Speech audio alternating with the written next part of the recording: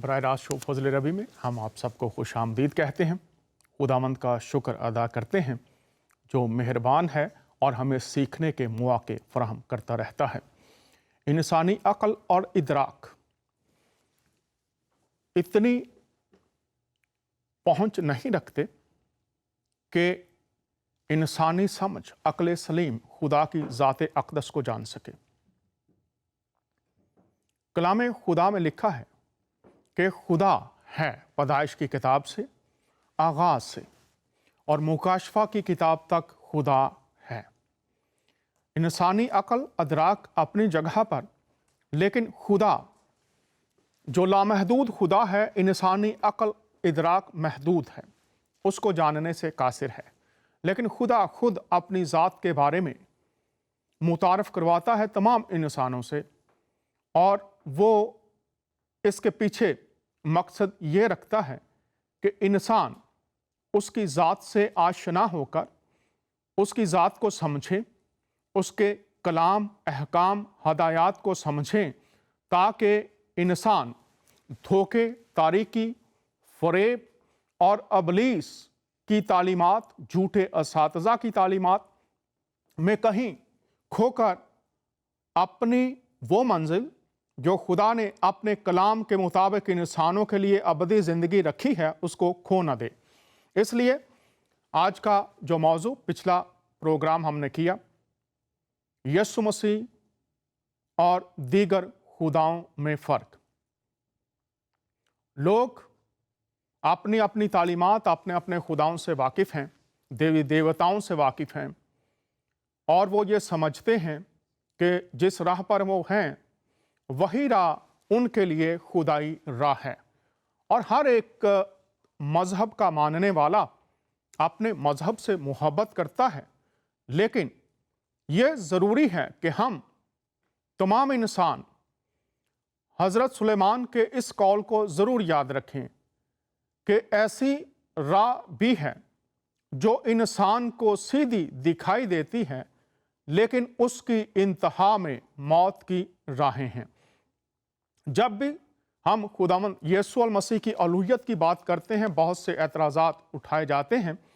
आज हम कोशिश करेंगे कि किस तरह से यीशु मसीह दीगर खुदाओं से मुख्तलिफ हैं। ख़ास तौर पर 8 नुकात पर बात करेंगे, लेकिन उस तरफ जाने से पहले हमारे जो बहुत से मुतरज़ीन हैं, एतराज़ करने वाले हैं, वो ये कहते हैं यीशु मसीह चूँकि पैदा हुए हैं इसलिए वो खुदा नहीं हो सकते।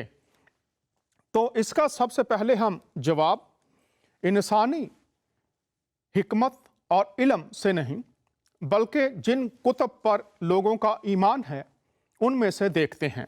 अब पैदाइश से मुराद है, पैदा होने से मुराद है वजूद में आना, जिस्म इख्तियार करना। लेकिन जब हम यीशु अल मसीह की बात करते हैं तो उनकी पैदाइश की बात करते हैं कि वो पैदा हुए। तो क्या उनका पैदा होना ही इस बात को साबित करता है कि चूंकि वो पैदा हुए हैं उससे पहले वो नहीं थे, या वो इलाही शख्सियत नहीं हो सकते इसलिए कि वो पैदा हुए हैं? अब सवाल ये उठता है कि उनको जिस्म क्यों लेना पड़ा? ये जानना ज़रूरी है। अगर वो जिस्म लेकर आए, बाइबल बहुत वाज़े तौर पर कहती है इब्रानियों के ख़त में कि मेरे लिए एक जिस्म तैयार किया जाए। अब यीशु मसीह जब पैदा हुए हैं तो अलूहियत की बात कर रहे हैं, खुदा हमेशा से हमेशा तक है। तो क्या कुरान और बाइबल इस ताल्लुक से कुछ बयान करती है कि यीशु मसीह पैदा होने से पहले कहाँ थे? तो मैं पैदाइश की किताब पहला बाब और उसकी पहली 3 आयात आप तमाम अहबाब की नज़र करना चाहता हूँ। वहाँ लिखा है, इब्तिदा में खुदा ने आसमान और ज़मीन को पैदा किया, उसकी रूह पानियों पर जुम्बश करती थी और उसने कहा। यहाँ पर हमें खुदा, रूहुल कुद्स और कलमा तीनों नज़र आते हैं। तो यूहन्ना 8वां बाब और 58 वर्स में भी यीशु मसीह यही फरमाते हैं कि इससे पहले कि इब्राहिम पैदा हुआ मैं हूँ। कुतुब क्या कहती हैं? असल बात यह है, अगर वो पैदा हुआ, जिस्म लिया, तो क्यों लिया? ये बड़ी बात है जिस शख्स को भी इस सवाल ने उलझा रखा है, वो ये जानने की कोशिश करे कि उसको जिस्म क्यों लेना पड़ा और कुतुब इसके बारे में क्या कहती हैं। ये सवाल है जिस पर हमें गौर करने की जरूरत है। तो आइए देखते हैं कि यीशु मसीह पैदा हुए इसलिए वो खुदा नहीं, तो कुरान क्या कहता है। आइए देखते हैं कि यीशु मसीह पैदा होने से पहले कहां थे, या पैदा होना यह साबित करता है कि यही उनका वजूद था, क्योंकि वो पैदा हुए हैं इसलिए वो खुदा नहीं हो सकते। तो आइए देखते हैं, सूरह अल-निसा है, 171 आयत है, और पूरी आयत नहीं पढ़ूंगा चूंकि 1 घंटा है, इसमें से चंद बातें जो हैं वो आपके सामने रखूंगा। ईसा मसीह इब्ने मरियम अलैहिस्सलाम अल्लाह का रसूल और उसका कलमा है, जिसे उसने मरियम की तरफ पहुंचा दिया, और उसकी तरफ से एक रूह है। अब यहां पर जो तर्जमा बहुत खूबसूरत है, और ये arfanulquran.com से है। कलमा है जिसे उसने मरियम की तरफ पहुंचा दिया, तो चीज वो पहुंचाई जाती है जो पहले से मौजूद हो। यहां से तो मुंतकिल किया, कलमा कहां था, ये इस आयत में से हमें समझना चाहिए, जानना चाहिए कि कलमा भेजा गया है। अगर वो भेजा गया है तो कहां से भेजा गया है, और ये कलमा किसका है। लिखा है अल्लाह का रसूल और उसका कलमा, तो खुदा अजली और अबदी, हमेशा से हमेशा तक, तो उसका कलमा है जिसे उसने मरियम की तरफ पहुंचा दिया। खुदा हमेशा से हमेशा तक, तो कलमा किसका है, खुदा का।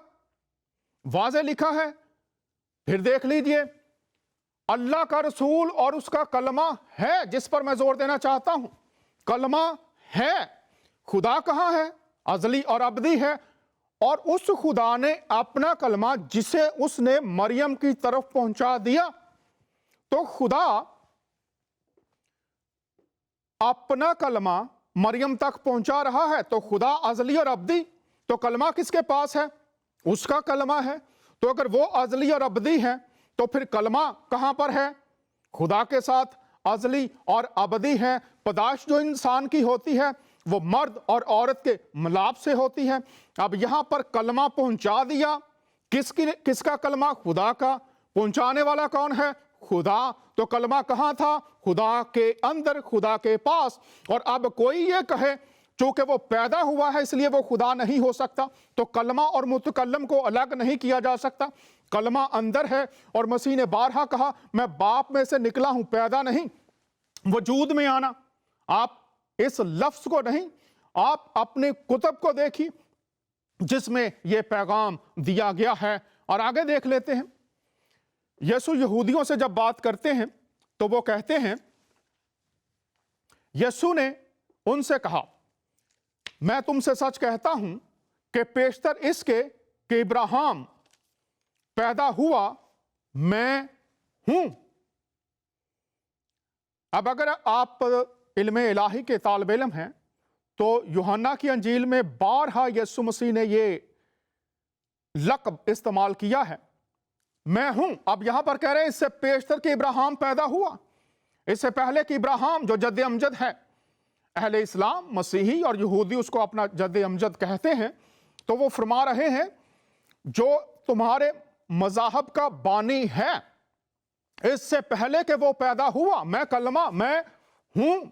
और अगर आप खुरूज की किताब 3 बाब और उसकी 14वीं आयत देखें तो खुदावंद मूसा से जब हम कलाम होते हैं अपने बंदा से, अजीम खुदा के पैगंबर, तो वो कहते हैं खुदावंद ने मूसा से कहा, मैं जो हूं सो मैं हूं। कायम बिलजात खुदा है, वो खुदा जो अपनी जात को कायम रखता है और सारी कायनात को कायम रखता है, खालिक है, उसको किसी की जरूरत नहीं। यहां पर वो कह रहे हैं मैं जो हूं सो मैं हूं, कायम बिलजात, मैं हूं, मैं था, मैं हूं और मैं रहूंगा। और यीशु मसीह ने भी जब यूहन्ना से कहा, उसने कहा देख मैं मर गया था, जिंदा हूं और अब्दुल बाद जिंदा रहूंगा। और यूहन्ना की अंजील में वो कहते हैं कि मैं हूं। और यहूदी इस बात को समझते थे कि ये जो टाइटल है ये अपने आप को खुदा से मंसूब कर रहा है, और इसकी सजा अहबार की किताब 24वें बाब में 14 से 16वीं आयत में संसार करना था। इसीलिए यहूदी उसे संसार करना चाहते थे कि ये अपने आप को खुदा से मंसूब करता है, खुदा ठहराता है। और यीशु मसीह ने इस बात को बहुत वाज़ेह कर दिया, और उन्होंने कहा कि तुम किताब मुकद्दस में पढ़ते तो हो मेरे बारे में, लेकिन तुम जिंदगी पाने के लिए मेरे पास आना नहीं चाहते। और अगर आप सूरह अल-माइदा उसकी 105वीं आयत से 110 आयत तक पढ़ें तो वहां पर लिखा है कि मसीह की तालीम लोगों तक पहुंची, लेकिन लोगों ने उस तालीम को कबूल नहीं किया, जैसे यहूदियों ने नहीं किया। और मैं जो हूं सो हूं, मैं वही जात हूं जो था, जो है, और फिर मुकाशफा की किताब में जो आने वाला है। और यह सिर्फ खुदा है जो माजी, हाल, मुस्तकबिल, वक्त की कैद में नहीं है। और जो लोग कहते हैं चूंकि वो पैदा हुए हैं इसलिए वो खुदा नहीं हो सकते, अगर आप जानना चाहें तो आयात मैं आपको दे देता हूं। आप देख सकते हैं दूसरा चैप्टर कुरान का सूरह अल बकरा उसकी 87वां वर्स है, 5वां बाब जैसे मैंने बताया 110 है, और दूसरा सूरह अल बकरा उसकी 253 आयत में अगर आप पढ़ें तो मसीह, खुदा और रूहुल कुद्स ये तीनों मिलते हैं। सूरह अल बकरा 87, सूरह अल बकरा 253 और अल-माइदा 5:110 और लूका की अंजील 1:35, 13:11 और मत्ती 28:19-20। आप ये पढ़िए। इससे पहले कि मैं अपने मेहमान से आपको मुतारफ करवाऊं, मैं सिर्फ आपसे ये अर्ज करना चाहता हूं कि सवाल उठाइए, लेकिन उस सवाल उठाने से पहले खुद मुतालिया जरूर कीजिए। ये हवाला जात आपके सामने रखे हैं कि कलमा मरियम तक पहुंचा दिया। किसने पहुंचाया? खुदा ने। कलमा किसका? खुदा का।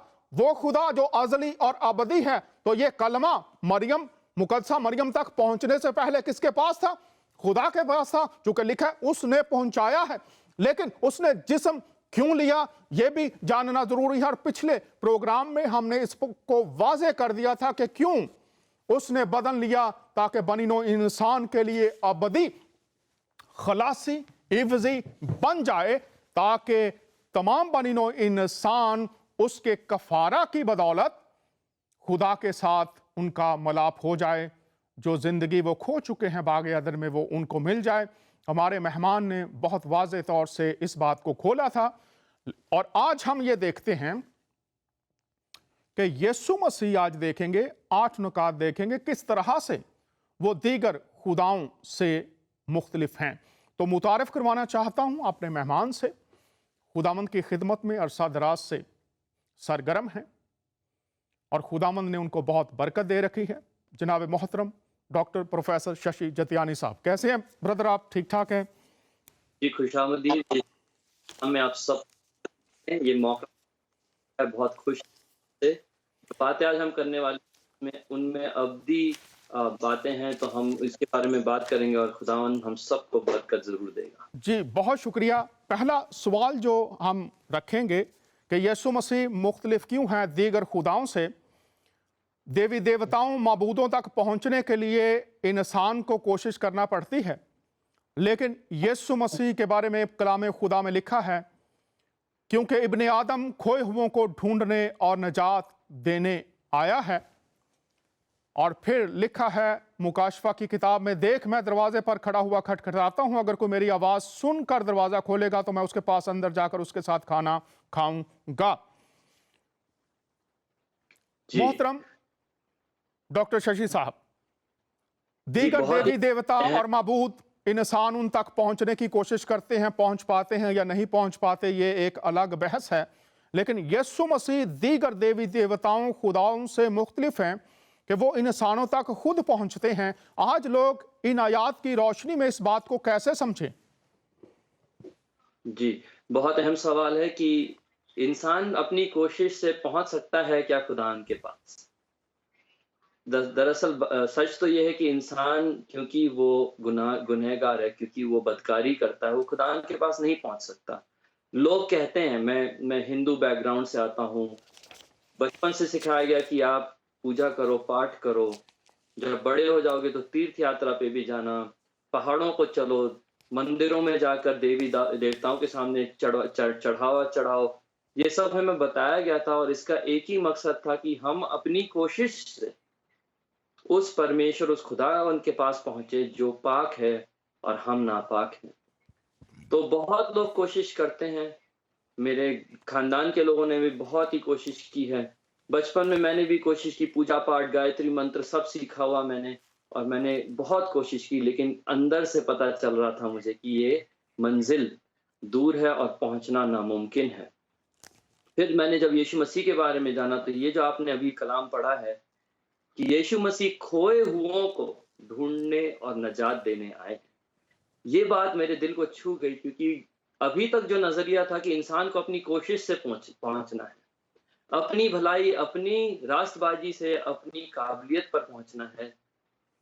हमें ये भी कहा जाता था कि तुम बिना नहाए, बिना खुद को शुद्ध किए हुए, अपने आप को पाक किए हुए खुदावंद परमेश्वर के सामने नहीं आ सकते। यीशु मसीह बड़ा फ़र्क है, वो कहता है मैं जानता हूँ, सबसे अलग है यीशु मसीह कहता है, वो मैं जानता हूँ तुम गुनहगार हो, तुमसे पाप होते हैं, तुमसे बदकारियाँ होती हैं, लेकिन तुमसे मैं इतनी मोहब्बत करता हूँ कि मैं तेरे पास चलकर आ रहा हूँ। मैं अपने स्वर्गीय जलाल को छोड़कर आ रहा हूँ, अपने तख्त को छोड़कर आ रहा हूँ, और इसलिए आ रहा हूँ क्योंकि मुझे पता है तुम खोए हुए हो और तुम्हें बचाने के लिए मैं आ रहा हूँ, तुम्हें निजात देने के लिए, तुम्हारी मुक्ति और उद्धार का प्रबंध करने के लिए मैं आ रहा हूँ, क्योंकि मैं जब मुहैया करूँगा तो रास्ता खुल जाएगा।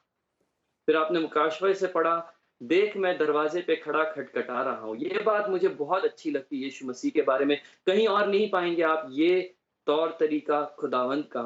यीशु मसीह अकेले ऐसे हैं जो कहते हैं कि मैं आ रहा हूँ और मैं तुम्हारे दिल के दरवाजे को खटखटा रहा हूँ।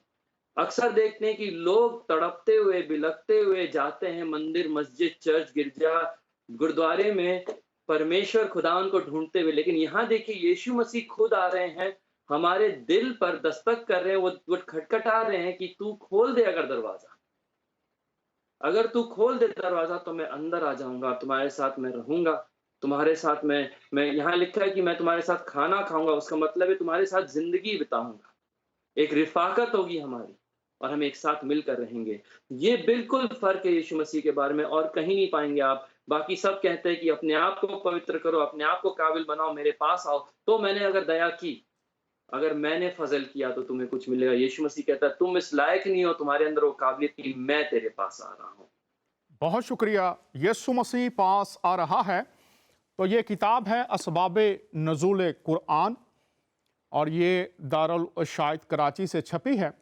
अब यहाँ पर हम देख लेते हैं ये सूरह अल-निसा में नजात के बारे में क्या लिखा है। इब्ने आदम खोए हुओं को ढूंढने और नजात देने आया है।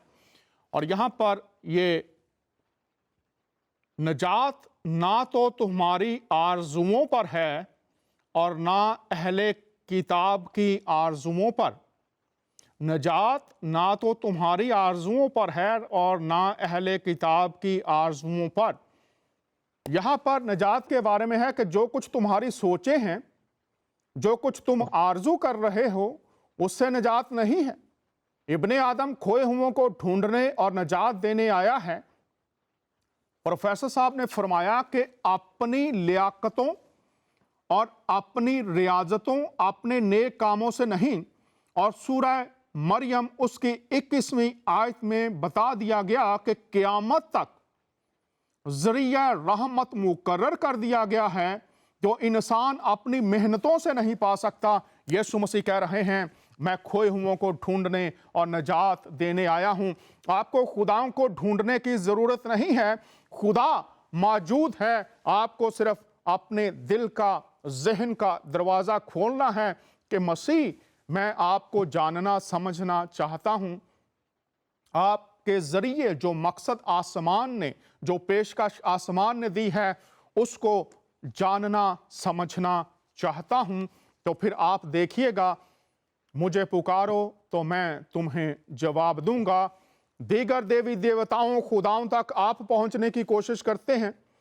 परहेजगार हों तो शायद, नेक हों तो शायद, लेकिन मसीह फरमा रहे हैं ऐ बोझ से दबे हुए लोगों सब मेरे पास आओ, ऐ गुनहगारों सब मेरे पास आओ, मैं तुम्हें जिंदगी और आराम दूंगा, मर्जी आपकी है। दूसरा जो नुक्ता ज़ातुल मसीह के ताल्लुक से है वो है कि यीशु मसीह ने कभी किसी इंसान जानदार पर लानत नहीं की। एक वाक्य आपको मिलेगा, एक दरख्त पर लानत की, वो भी तमसील है, लेकिन कभी इंसानों पर, खास तौर पर यहां पर उठाना चाहता हूं नुक्ता, कभी लानत नहीं की, बल्कि वो लानतों को दूर करता, और ना सिर्फ दूर करता बल्कि उनकी जगह पर बरकत को जारी कर देता है। आइए देख लेते हैं, गलतियों का खत है और उसका 3 बाब है। यहां पर लिखा है, मसीह जो हमारे लिए लानती बना, उसने हमें मोल लेकर शरीयत की लानत से छुड़ाया, क्योंकि लिखा है जो कोई लकड़ी पर लटकाया गया वो लानती है, ताकि मसीह यीशु में इब्राहिम की बरकत गैर कौमों तक भी पहुंचे। बरकत लानत का उल्ट है, तो यीशु मसीह लानत को हटाते, और लिखा है मसीह यीशु में इब्राहिम, जो तीनों अदयान इस्लाम और मसीहत और यहूदी समझते हैं हमारा जद अमजद है, उसकी बरकत कैसे, यहां पर यह भेद खोला गया है, ताकि यीशु मसीह में इब्राहिम की बरकत गैर कौमों, गैर यहूदियों तक भी, तमाम कौमों तक भी पहुंचे, और हम ईमान के वसीला से उस रूह को हासिल करें जिसका वादा हुआ है। आगे देख लेते हैं, अमाल की किताब में से, खुदा ने अपने खादिम यीशु मसीह को उठाकर पहले तुम्हारे पास भेजा, ताकि तुम में से हर एक को उसकी बदियों से हटाकर बरकत दे। अब लानत कैसे आई थी? गुनाह के सबब से, पैदाइश की किताब में, और मसीह वसीला है इब्राहिम की बरकत का। प्रोफेसर साहब कैसे? प्रोफेसर शशि बिल्कुल साहब। जी, बहुत बढ़िया सवाल है आपका। और मैं पहले ये पूछना चाहूंगा एक और सवाल कि ये जो लानत है उसकी शुरुआत कहाँ से है, उसका सोर्स क्या है? तो मैं इसना के उस किताब से पढ़ना चाहूंगा, उसके 28 अध्याय, उसके 1 और 2 बाब से। उसमें लिखा है, मूसा के द्वारा खुदावंद कह रहा है, मूसा कह रहे हैं यहाँ पर, नबी मूसा, और अगर तुम खुदावंद अपने खुदा की बात को मानोगे और उसके इन सब हुक्मों पर अमल करोगे, तो खुदावंद तुम्हारा खुदा दुनिया की सब कौमों से ज्यादा तुमको सरफराज करेगा। और अगर तुम अपने खुदावंद की बात सुनो, तो ये सब बरकतें तुम पर नाजिल होंगी और तुमको मिलेंगी। आगे चलते हुए उसी अध्याय में, उसी चैप्टर में, इस्तिस्ना के 28 में लिखा, 15 में, अगर ऐसा ना करो तो ये सब लानतें तुम पर नाजिल होंगी और तुमको लगेंगी। तो पहला जो सोर्स है, जो कारण है, जो रीजन है लानत का, वो ये है कि इंसान नाफरमानी करता है, खुदावन के हुक्मों पर नहीं चलता है, और उसका उसे जो है फल या उसका दंड उसको मिलता है कि वो लानती हो जाता है।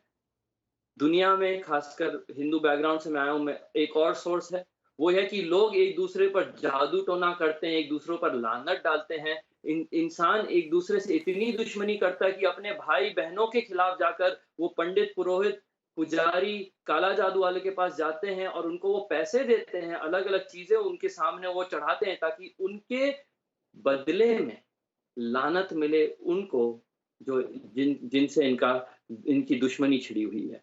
तो एक और सोर्स है, एक और जरिया है लानत का इंसानी लेवल पे, वो ये है कि इंसान दुरात्माओं पर, बदरूहों के द्वारा दूसरे इंसान पर लानतें लाता है। आपने बहुत अच्छा ये कहा है कि जो यीशु मसीह के में हमने लानतें जो थी हमारी, उसने खत्म की है। कैसे खत्म की है? यीशु मसीह ने खुद अपने पर लानतें सारी ले ली, और जब वो क्रूस पर कुर्बान हुआ, तो उस कुर्बानी के द्वारा सारी लानतें जो उसने खुद पर ले ली, उसकी कीमत चुकाकर उसने हमें हर लानत से आजाद कर दिया है। तो ये बात जानना बहुत जरूरी है कि बाकी जगहों पर आप देखेंगे कि आपने नाफरमानी की तो परमेश्वर या खुदावंद आपको दंड देता है और उसका फल मिलता है आपको लानत।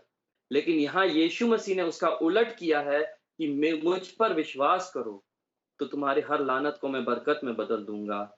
यीशु मसीह के बारे में यह भी लिखा है कि खुदा ने अपने खादम को मौत से उठाकर पहले तुम्हारे पास भेजा, ताकि तुम में से हर एक को बदियों से फेर कर बरकत दे। ये अमाल के 3:26 से आपने पढ़ा था, मैं भी पढ़ रहा हूं कि हमारी गलतियों की वजह से लानतें आती हैं, हमारे दुश्मनों की वजह से लानत आती है, बदरूहों की वजह से लानत आती है, लेकिन अकेला यीशु मसीह है जो लानतों को हटाकर उसके बदले में, उसके एवज में हमें बरकत देते हैं। बहुत शुक्रिया प्रोफेसर साहब, आपने इस बात को भी खोल दिया। यीशु मसीह हर किस्म की लानत वो अबलीस से है, वो इंसानों से है, वो किसी दीगर देवी देवताओं से है, उसके अंदर इतनी ताकत और कुदरत है कि वो खुद अपनी कुदरत से हटाकर आपके लिए बरकत बरकत बरकत बरकत बरकत बरकत की राहें खोल देता है, और ये हर एक के लिए मुहैया किया गया है। प्रोफेसर साहब, अगली जो बात है वो मैं आपके साथ चाहूँगा कि उस पर भी रोशनी डालिए कि यीशु मसीह ऐसा खुदावंद है जो अपना इख्तियार अपने पैरोकारों को दे देता है। ना सिर्फ लानतों से, बदियों से, बदरूहों से, अबलीस से छुड़ाता है, बल्कि वो अपना ही इख्तियार अपने लोगों को दे देता है। लूका की अंजील में हम देखते हैं, फिर उसने उन 12 को बुलाकर उन्हें सब बदरूहों पर इख्तियार बख्शा और बीमारियों को दूर करने की कुदरत दी, और उन्हें खुदा की बादशाही की मनादी करने और बीमारों को अच्छा करने के लिए भेजा। और उसने उन 12 को अपने पास बुलाकर 2-2 करके भेजना शुरू किया और उनको नापाक रूहों पर इख्तियार बख्शा। डॉक्टर शशि साहब, खुदा अपना इख्तियार अपने पास ही रखते हैं ताकि सब उनकी तरफ आते रहें, लेकिन यहाँ पर यीशु मसीह अपना इख्तियार अपने लोगों को देते हैं कि वो उसकी नुमाइंदगी करें और वो वैसे ही जोरावर और इख्तियार हों जैसे उनका खुदा है। तो इस पर रोशनी डालिए कि ये कैसी बरकत है कि वो अपने पैरोकारों को खुदा अपना इख्तियार दे देता है, ये कैसी बात है?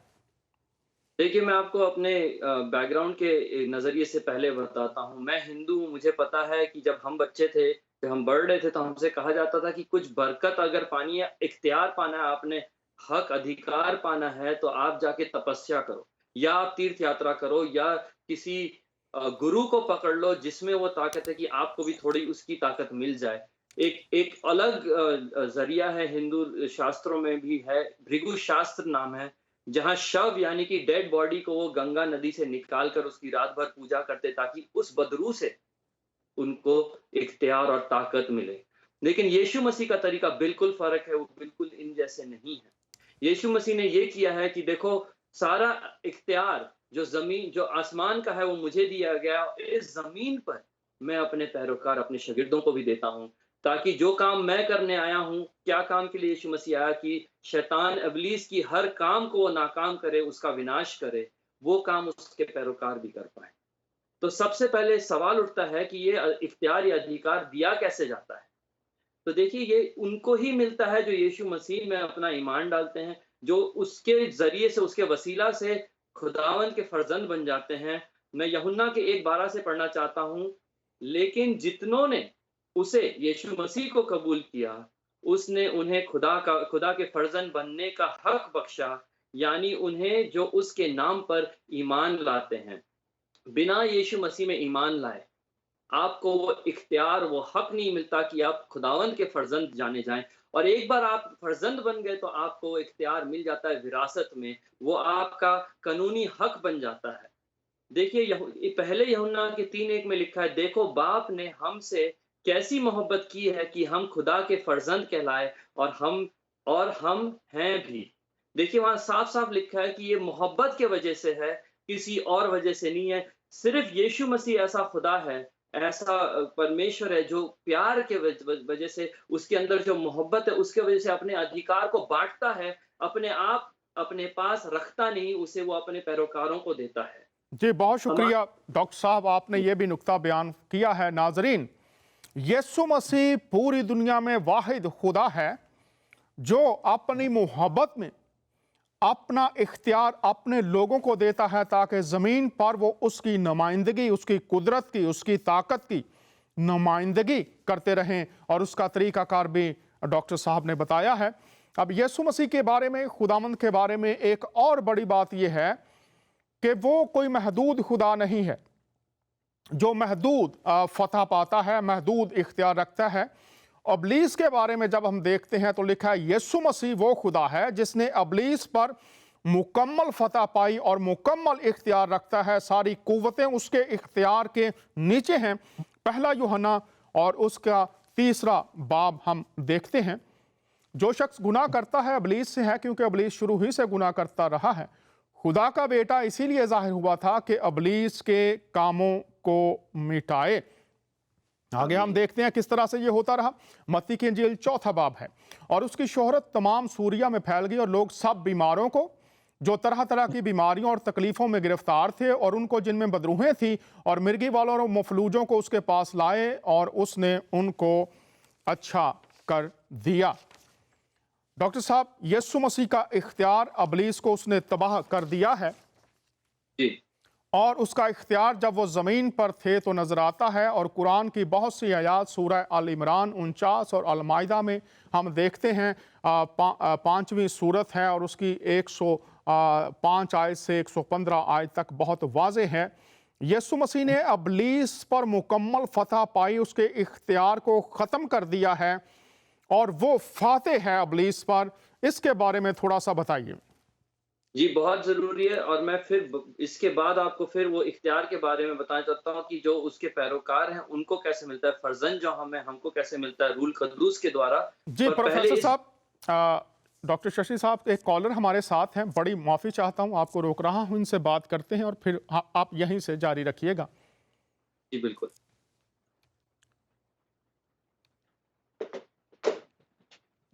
हेलो, ये शायद कुछ टेक्निकल ख़राबी है, कॉल हम नहीं ले सकते। तो जो भी कॉल कर रहे हैं जारी रखिए कॉल करना, और मेरी दरख्वास्त होगी कि देखिए कि कॉल क्यों नहीं कनेक्ट हो रही। जी डॉक्टर साहब, आप जारी रखिए। यीशु मसीह ने इब्लीस पर मुकम्मल फतह पाई है, और इब्लीस उसके इख्तियार के नीचे है। कैसे लोग इस बात को समझें? जी, बिल्कुल। मैं आपको पहले एक कलाम सुनाता हूँ बाइबल से। यहाँ फिलिपियों के 2 अध्याय उसके 8 से 11 में लिखा है यीशु मसीह के बारे में कि वो लोग पूछते हैं कि यीशु मसीह इंसान क्यों बने? उन्होंने सलीबी मौत क्यों सही? इसकी क्या ज़रूरत थी? ज़रूरत क्या थी इसकी? मैं आपको सुनाता हूँ कलाम से।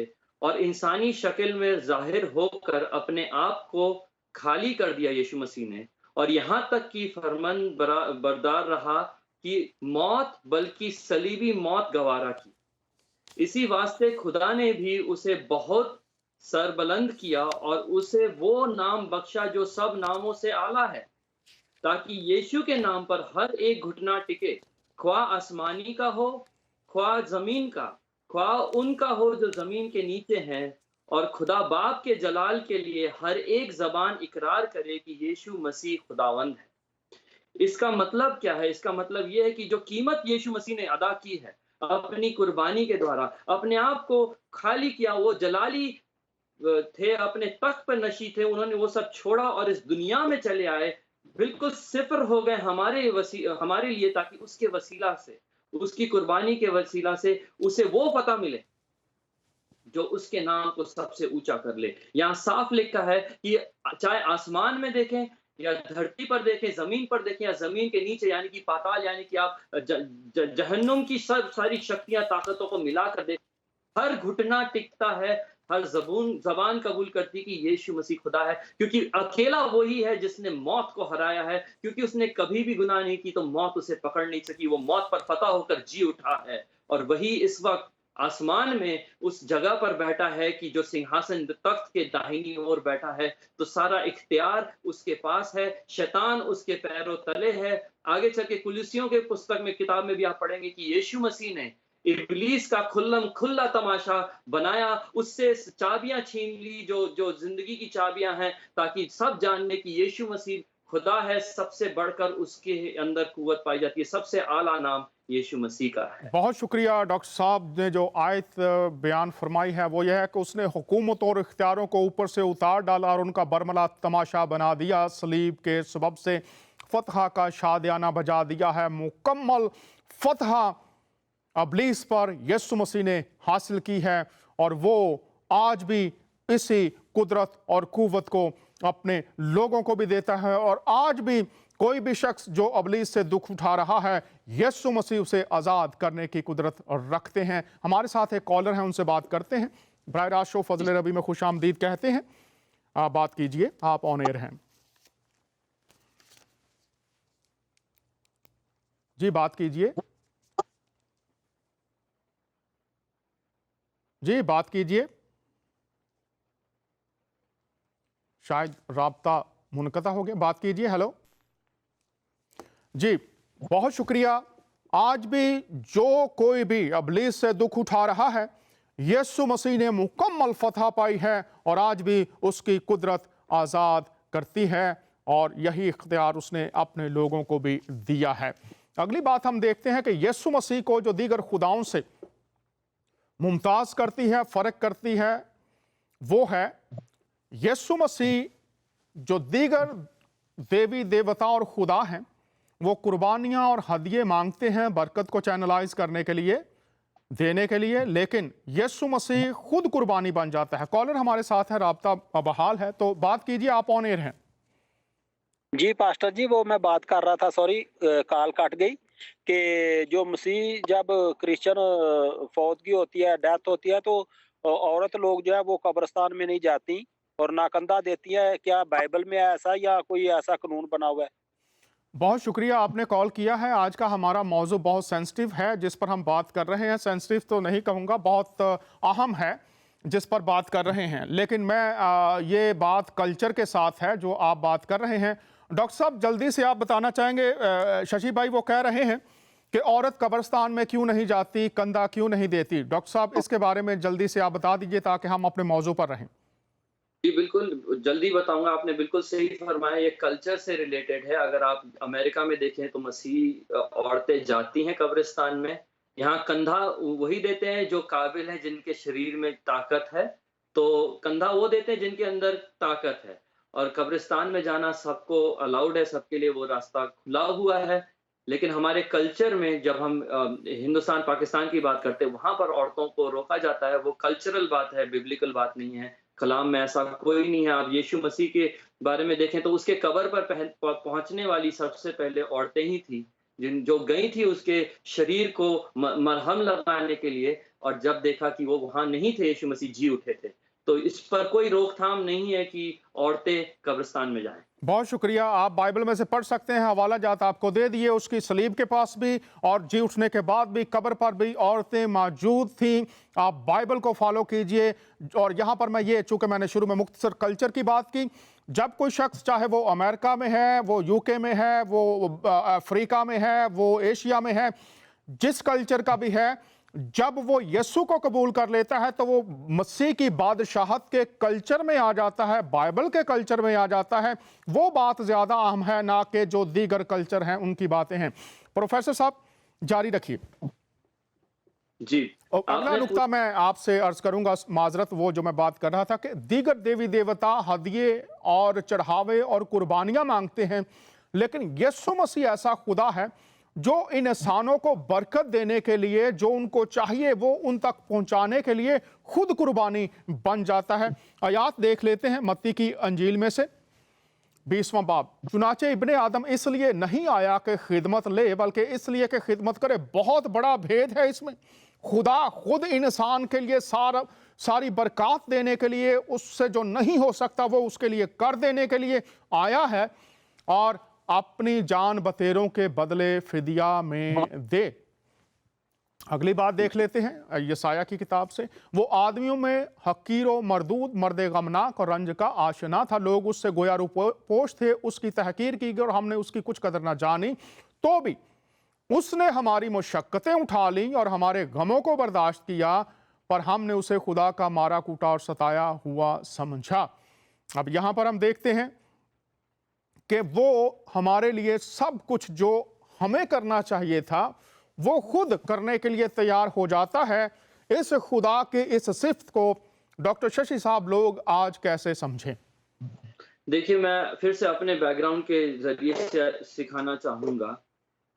हिंदू धर्म में ऐसा कहा जाता है कि हमें चढ़ावा या बलिदान लेकर आना है।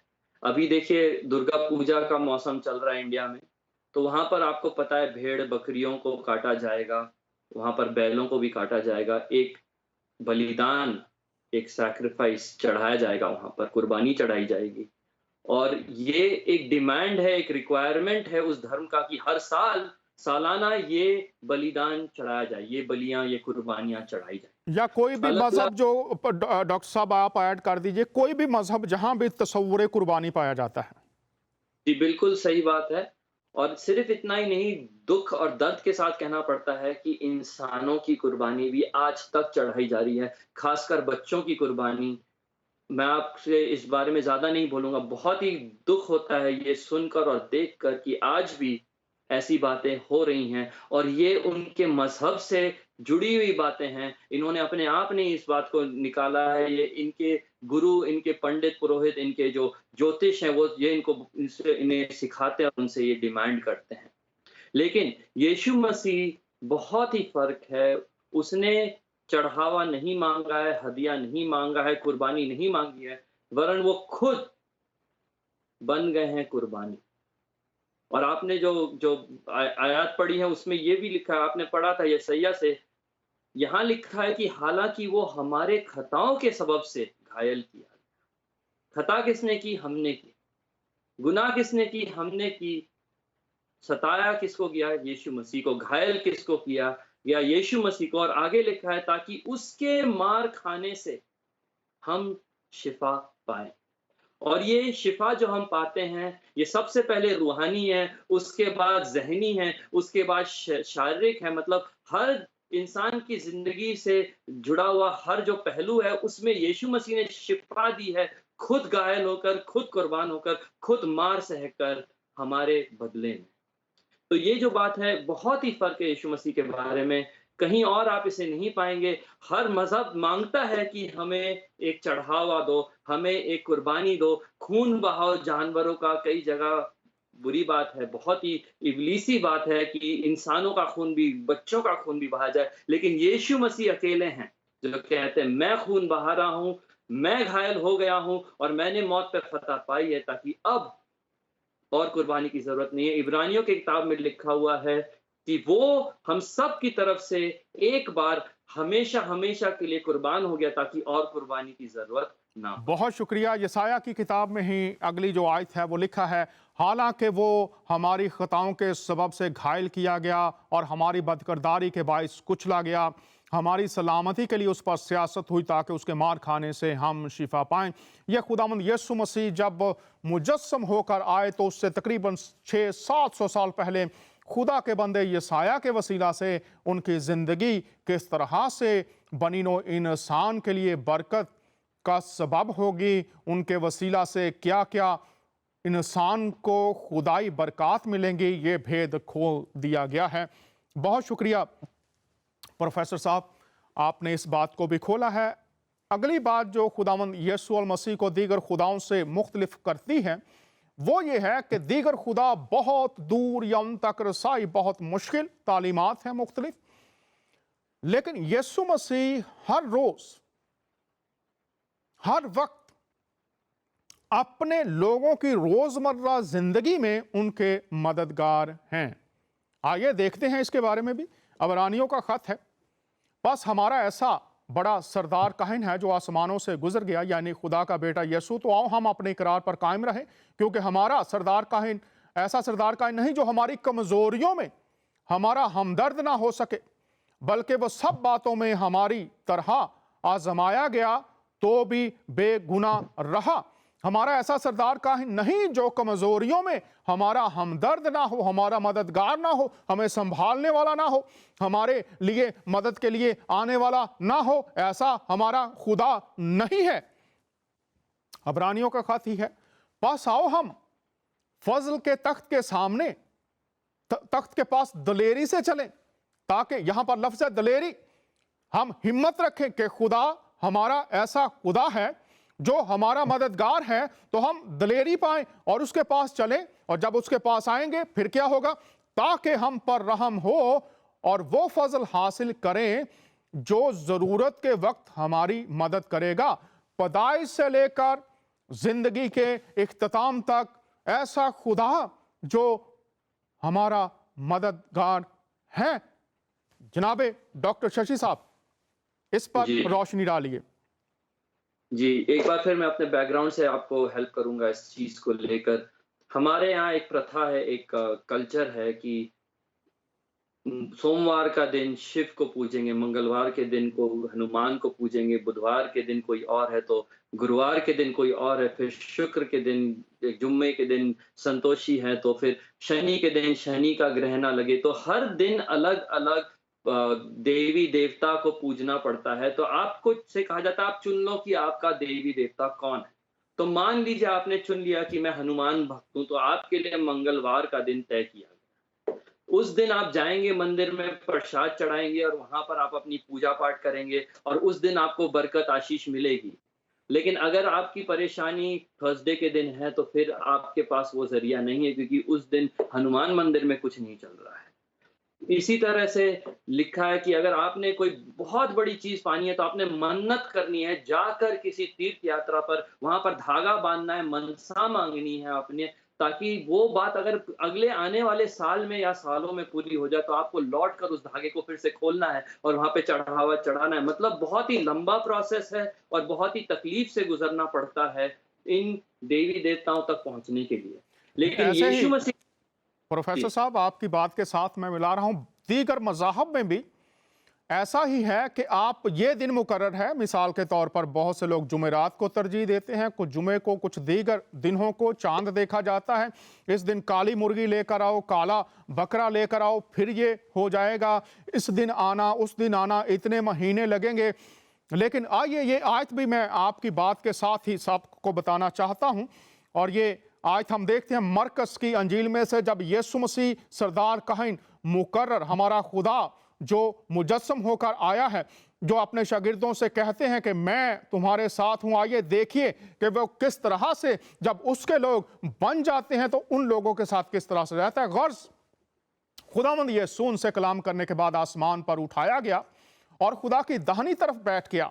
फिर उन्होंने निकलकर हर जगह मनादी की और खुदावंद उनके साथ काम करता रहा, उनके साथ, क्योंकि उसने वादा किया था, देखो मैं दुनिया के आखिर तक हमेशा तुम्हारे साथ हूं।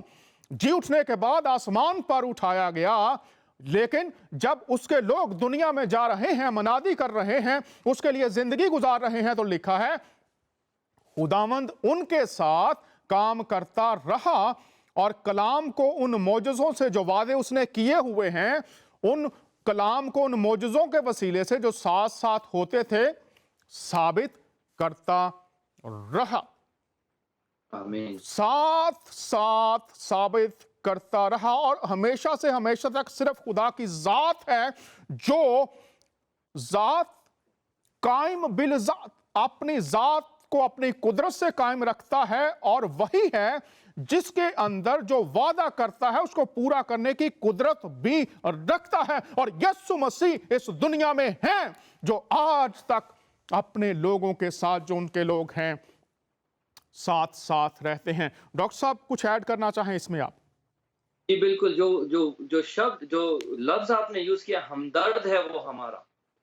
बाकी देवी देवताएं आपके सामने कंडीशन रख देते कि ये पूरा करो, वैसे आओ, इस दिन आओ और इतना करो। लेकिन यीशु मसीह के बारे में लिखा है कि वो हमारा हमदर्द है, हमारा हमसफर है। उसने अपने रूल कदूस को हमारे पास भेज दिया है ताकि वो हमारा रहनुमा बने, वो हमारा मददगार बने, ताकि सारी सच्चाइयों में भी वो हमारी अगुवाई कर सके।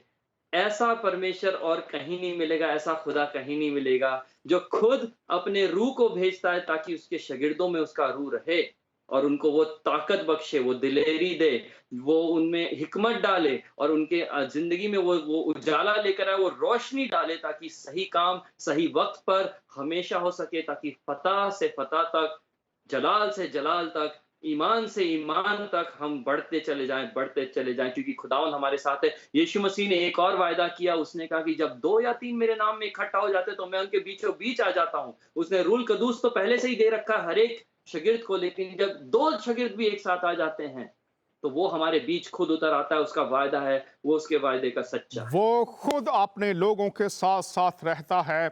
अगली बात जो मैं खुदावंद यीशु मसीह के ताल्लुक से पूरी दुनिया के सामने रखना चाहता हूं कि यीशु मसीह हर सूरत में मोहब्बत के खुदा हैं। और इसके लिए देख लेते हैं हम, रोमियो का खत है, 5वां बाब है, लेकिन खुदा अपनी मोहब्बत की खूबी हम पर यूं जाहिर करता है कि जब हम गुनहगार ही थे तो मसीह हमारी खातिर मुआ। जो मोहब्बत खुदा को हमसे है वो इससे जाहिर हुई कि खुदा ने अपने इकलौते बेटे को दुनिया में भेजा कि हम उसके सबब से जिंदा रहें। मोहब्बत इसमें नहीं कि हमने खुदा से मोहब्बत की, बल्कि इसमें है कि उसने हमसे मोहब्बत की और हमारे गुनाहों के कफारा के लिए अपने बेटे को भेजा। डॉक्टर साहब, हमारे पास वक्त थोड़ा है, इस पर बात कीजिए। यीशु मसीह सिर्फ मोहब्बत के खुदा है। कभी उनकी जिंदगी में कहीं नफरत, कहीं किसी पर लानत, कहीं किसी पर जुल्म और ज्यादती की तालीम या अमल कहीं नजर ना तारीख में जो दुनिया की तारीख है और ना इल्हामी तारीख में नजर आता है। वो मोहब्बत के खुदा हैं। इस मोहब्बत को आज लोग कैसे समझें? जी बिल्कुल, बहुत अच्छा है ये सवाल, क्योंकि ये मेरी ज़िंदगी से ताल्लुक़ रखता है। यही एक वजह है कि मैं आज यीशु का शागिर्द हूँ। 14 साल की उम्र में मैंने उसके पीछे चलने का इसीलिए ये डिसीजन उठाया था, क्योंकि यीशु मसीह प्रेम, मोहब्बत, लव के परमेश्वर हैं। उनके अंदर नफ़रत पाई ही नहीं जाती है।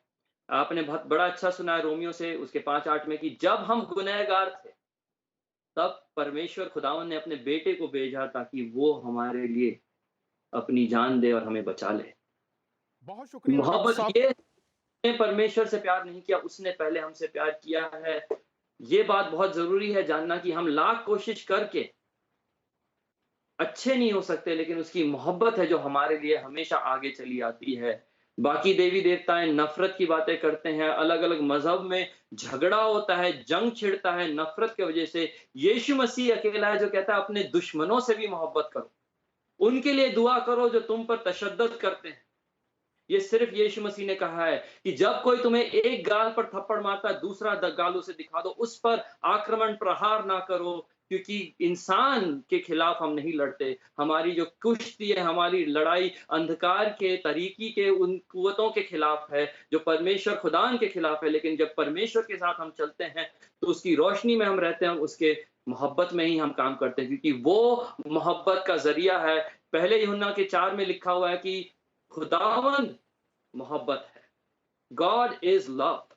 अगर आपने खुदावंद को जानना है तो आपने मोहब्बत को जानना है, उसे महसूस करना है। अगर आपके अंदर मोहब्बत नहीं है तो आप यीशु मसीह के हो ही नहीं सकते। ये खुदावंद के कलाम में खुद लिखा हुआ। बहुत शुक्रिया। सूरह अल हदीद 57 कुरान का चैप्टर है और उसकी 27वीं आयत है कि जो यीशु मसीह में आते हैं उनके अंदर क्या पैदा हो जाता है।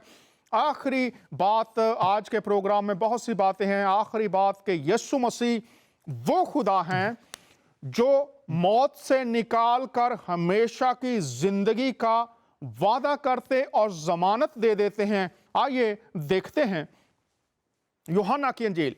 मेरी भेड़ें मेरी आवाज सुनती हैं और मैं उन्हें जानता हूं और वो मेरे पीछे पीछे चलती हैं। मेरी भेड़ें हैं, मेरी आवाज सुनती हैं, उसकी भेड़ें उसके कलाम के मुताबिक चलती हैं। वो फरमाते हैं मैं उन्हें जानता हूं, नाम बनाम जानता हूं और वो मेरे पीछे आती हैं। और आगे उन भेड़ों के लिए क्या वादा फरमाया गया है, और मैं उन्हें हमेशा की जिंदगी बख्शता हूं। अगली बात, और वो अब तक मुकम्मल जमानत है, अब तक कभी हलाक ना होंगी। मौत से मुराद जुदाई है। वो खुदा से, मुझसे, मैं जो खुदा हूं मुझसे जुदा नहीं होंगी और कोई उन्हें मेरे हाथ से छीनने ना लेगा। मेरे पास इतनी कुदरत है, मेरे हाथ से उन्हें कोई छीन नहीं सकेगा। ये उन्होंने साबित कैसे किया? लूका की अंजील। फिर जो बदकार सलीब पर लटकाए गए थे उनमें से एक ने उसे ताना देने के लिए कहा, क्या तू मसीह नहीं? तू अपने आप को और हमको बचा। मगर दूसरे ने उसे झिड़क कर जवाब दिया, क्या तू खुदा से भी नहीं डरता? हालांकि इसी सजा में गिरफ्तार है और हमारी सजा तो वाजिबी है क्योंकि हम अपने कामों का बदला पा रहे हैं, लेकिन इसने कोई बेजा काम नहीं किया। फिर उसने कहा, ऐ यीशु, जब तू अपनी बादशाही में आए तो मुझे याद करना। यीशु मुखातिब हैं। उसने उससे कहा, मैं तुझसे सच कहता हूं कि तू आज ही मेरे साथ फिरदौस में होगा। यह है यीशु मसीह जिसने कहा, कोई मेरे हाथों से छीन नहीं सकता। मैं इसलिए आया हूं तुम जिंदगी पाओ और कसरत से पाओ। जहां मैं हूं मेरे मानने वाले भी होंगे। और यहां वो फरमा रहे हैं इस डाकू से जो उन पर ईमान लाया कि तू आज ही मेरे साथ फिरदौस में होगा। प्रोफेसर साहब, 3 मिनट आपके पास हैं। यीशु मसीह वाहिद खुदा जो जिंदगी की जमानत इस जमीन पर दे देते हैं, लोग कैसे समझे? यीशु मसीह अकेले हैं जो कहते मुझ पर ईमान डालो तो तुम हलाक नहीं होगे, सिर्फ ईमान के वसीले से। वो कहते हैं कि मुझ पे विश्वास करो तो तुम्हें हमेशा की जिंदगी मिलेगी। सिर्फ यीशु मसीह के पैरोकार हैं जो पूरे दावे के साथ कह सकते, दावा इसलिए क्योंकि जमानत यीशु मसीह ने खुद दी है। वो परफेक्ट इंश्योरेंस और एश्योरेंस दे चुके हैं, जमानत भर चुके हैं। आज अगर कोई मुझसे पूछे, खुदा ना करे आज मेरी मौत हो जाए तो मैं कहाँ जाऊंगा, मैं पूरे दावे के साथ यीशु मसीह के फजल से कह सकता हूं कि मैं सीधा स्वर्ग फिरदौस जाऊंगा, जन्नत में जाऊंगा, जहन्नुम में नहीं जाऊंगा, क्योंकि उसने जमानत भर दी है। मुझसे बहुत लोग बहस करते हैं, कहते हैं कि तुम लोगों को कहते क्यों कि सिर्फ यीशु ही रास्ता है, यीशु ही जरिया है। हर धर्म में, हर मजहब में एक रास्ता, एक जरिया है। मैं कहता हूं सब धर्म के लोगों को सामने खड़ा करो, उनमें से जो इस बात को गारंटी के साथ कह देगा कि आज मेरी मौत हुई तो मैं स्वर्ग या जन्नत जाऊंगा, तो फिर मैं उसकी बात मानने के लिए तैयार हूं। दरअसल मसीहों के अलावा और कोई ये दावा नहीं कर सकता, क्योंकि सिर्फ यीशु मसीह ने जमानत दी है कि अगर तुम मुझ में विश्वास करो, मुझ में ईमान डालो, तो मैं इस बात की गारंटी देता हूं कि तुम हलाक नहीं होगे, लेकिन हमेशा हमेशा की जिंदगी पाओगे, और मेरे हाथों से तुम्हें कोई छीन नहीं पाएगा। कोई ताकत, कोई अधिकार, कोई ऐसा रूह नहीं है इस पूरी कायनात में जो यीशु के हाथ से हमें छीन सके। जब उसमें हम विश्वास डालते हैं तो अब्दी जिंदगी हमें मिल जाती है। ये विश्वास कैसे करें? आज जो लोग मौत के खौफ में हैं, जल्दी से बता दीजिए, आपके पास 30 सेकंड है। बहुत ही आसान है, इसमें कोई कठिन बात नहीं है। आपने ऐसा करना है कि आपने खुदावंद यीशु मसीह की कुर्बानी को पहचानना है कि आपके तरफ से उसने कीमत अदा कर दी है। दूसरी बात, आपने ये करना है कि खुद के गुनाहों को कबूलना है। आपने ये बात को जानना है कि आपके गुनाहों ने आपको खुदावन से अलग किया है। आपके गुनाहों की वजह से आपको मौत मिलने वाली है, आपके गुनाहों की वजह से आपको जहन्नुम मिलेगा। इसलिए आपको उस बात का इकरार करना है कि आपने गुनाह किए, आप एक गुनहगार हो, आप बदकार हो। और जब ये 2 बातें आपने कर ली तो तीसरा स्टेप है कि आप माफी मांगे, आप क्षमा मांगे, यीशु मसीह से कहें कि क्योंकि तूने जमानत दी है, क्योंकि तूने कुर्बानी दी है, मैं शुक्रिया अदा करता हूं, अपने दिल को खोलता हूं। जिस दिल पे तू खटखटा रहा है उसे मैं खोल रहा हूं। प्रभु जी, आप अंदर आ जाएं और मेरे गुनाहों को माफ करें, मेरे हाथ को, मेरी जिंदगी को आप पकड़ लें और अब्दी जिंदगी मुझे दें। और चौथा स्टेप है, आखिरी जो बात बहुत जरूरी है, कहें, उससे मांगे कि रूल कदूस जो बरकत है, जो बाप का वायदा है, मुझे दे दें, ताकि मैं ऐसी जिंदगी जीऊं जिससे आप खुश होते हैं और आपका नाम जलाल पाता है। बहुत शुक्रिया डॉक्टर शशि साहब, हमारे साथ थे। कलाम खुदा की बातें आपने देखी हैं, सुनी हैं। कलाम खुदा में लिखा है, जब तुम उसकी आवाज को सुनो तो अपने दिलों को सख्त ना करो। दिल की सख्ती से मुराद रद्द करना, कबूल ना करना, नजरअंदाज करना। जितनों ने उसे कबूल किया, उसने उन्हें खुदा के फर्जंद बनने का हक बख्शा। मौत से निकलकर जिंदगी में, तारीकी की बादशाहत से निकलकर नूर की बादशाहत में आ गए। अगले हफ्ते फिर मुलाकात होगी। इजाजत चाहते हैं आपका मेजबान दानियाल।